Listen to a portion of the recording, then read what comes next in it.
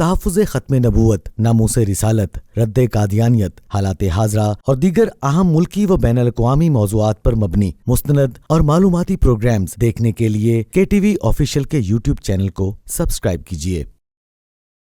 السلام علیکم، KTV official کے ساتھ میں ہوں حسن رانا۔ عالمی سیاست، خطے کی صورتحال اور پاکستان کو درپیش معاشی اور دیگر چیلنجز وہ عوامل ہیں جن کا فائدہ اس وقت نہ صرف پاکستان کے دشمن پاکستان کو کمزور کرنے کے لیے اٹھا رہے ہیں، بلکہ اس موقع پر بظاہر دوست نظر آنے والے سنگین دشمن پاکستان کی پیٹھ میں ایک دفعہ پھر چھرا گھونپنے کے لیے تیار ہیں۔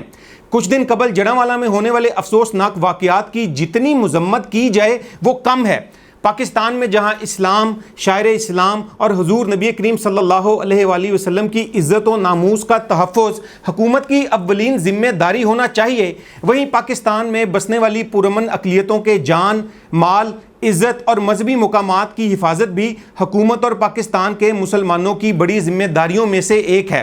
سانحہ جڑانوالہ کے بعد ایک دفعہ پھر بھارت، اسرائیل اور دیگر پاکستان دشمن نیٹ ورکس کے ساتھ مل کر پاکستان کو بدنام کرنے والا قادیانی نیٹ ورک پاکستان میں انتشار اور فرقہ واریت کو پھیلانے، پاکستان کو عالمی سطح پر بدنام کرنے اور پابندیاں لگوانے اور پاکستان کو مزید مشکلات میں پھنسانے کے لیے ایک دفعہ پھر متحرک ہو چکا ہے۔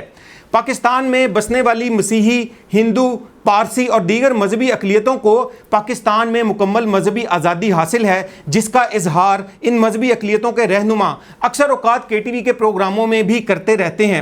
لیکن پاکستان میں بسنے والی ایک شرپسند اقلیت ہے جو کہ اپنے آپ کو جماعت احمدیہ کہلواتی ہے۔ وہ پاکستان کے آئین، قانون اور اعلیٰ عدلیہ کے فیصلوں کو نہ مانتے اور خلاف ورزی کرتے ہوئے اپنے آپ کو مسلمان کہلوانے، کفریہ عقائد پر مبنی اپنے مذہب کی تبلیغ کرنے اور اپنی عبادت گاہوں کو مسجد کی شکل پر بنانے پر بضد ہیں۔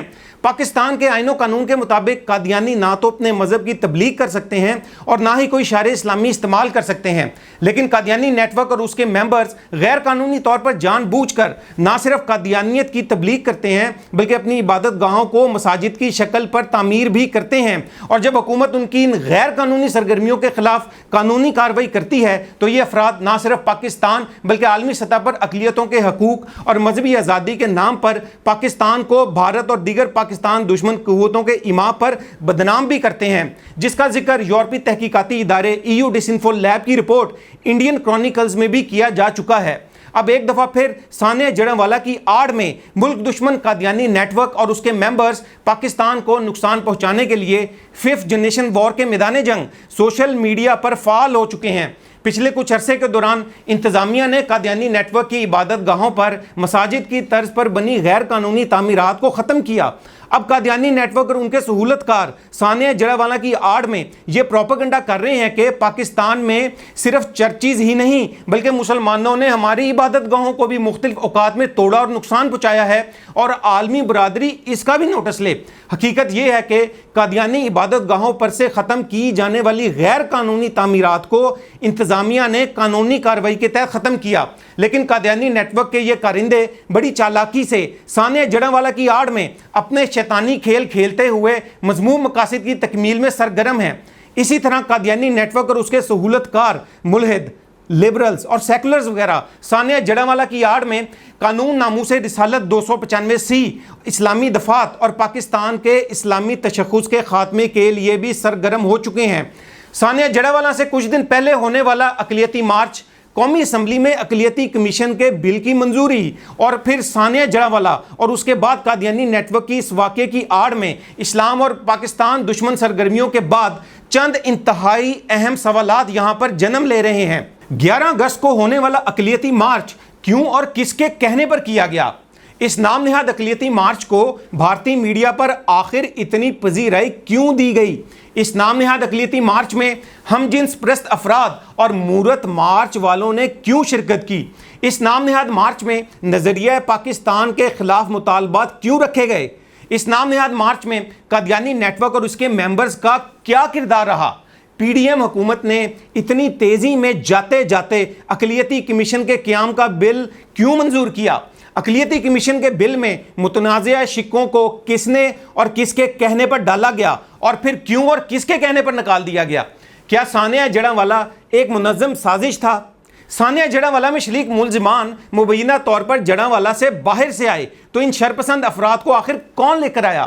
ثانیہ جڑاوالا کی آڑ میں قادیانی نیٹ ورک پاکستان کے استحکام کے خلاف آخر کیوں سازشیں کر رہا ہے؟ آخر اسرائیلی اور بھارتی میڈیا پر قادیانی نیٹ ورک کو اتنی کوریج کیوں دی جا رہی ہے؟ ثانیہ جڑاوالا کی آڑ میں قادیانی نیٹ ورک آخر اتنا متحرک کیوں ہو رہا ہے؟